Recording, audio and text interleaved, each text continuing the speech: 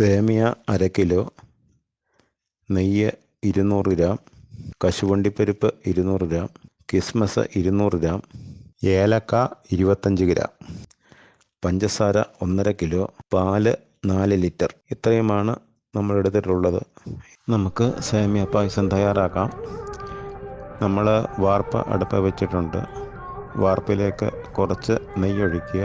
നെയ്യൊഴിച്ച് സേമിയ നെയ്യിൽ വഴറ്റി ഒരു റോസ് പരുവാകുമ്പം കോരിയെടുക്കുക.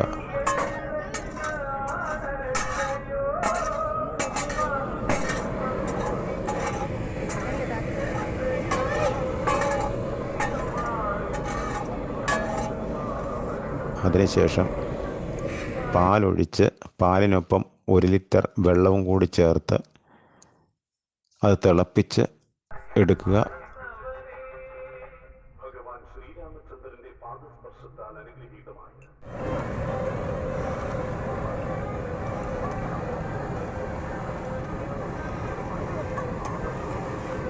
അതിനുശേഷം തിളയ്ക്കുന്ന പാലിലേക്ക് സേമിയ ഇട്ട് കൊടുക്കുക.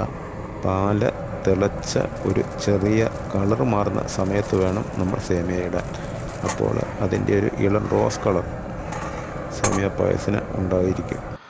വെന്ത് കുറുകി ഒരു പരുവം ആകുമ്പോൾ പഞ്ചസാര ചേർക്കുക. പഞ്ചസാരയോടൊപ്പം നമ്മൾ ഏലക്ക പഞ്ചസാരയിട്ട് പൊടിച്ചാൽ നല്ലപോലെ ഏലക്ക പൊടിയും. അപ്പോൾ ആ പൊടിച്ച ഏലക്കായും കൂടി ചേർത്ത് ഇളക്കി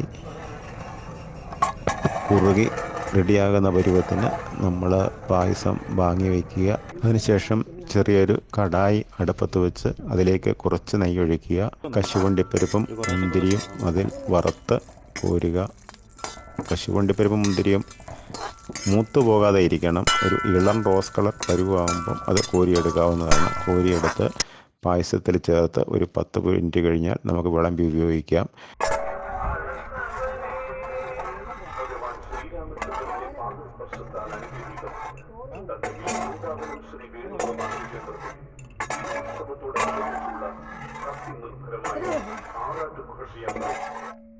വീഡിയോ ഇഷ്ടപ്പെട്ടെങ്കിൽ എല്ലാവരും സബ്സ്ക്രൈബ് ചെയ്യുക. അതിനൊപ്പമുള്ള ബെല്ലൈക്കൻ കൂടി ഒന്ന് എനേബിൾ ചെയ്താൽ ഞങ്ങൾ ചെയ്യുന്ന വ്യത്യസ്തമായ വീഡിയോകൾ നിങ്ങൾക്ക് അപ്പോൾ ലഭിക്കുന്നതായിരിക്കും. എല്ലാവരും സപ്പോർട്ട് ചെയ്യുക, അനുഗ്രഹിക്കുക.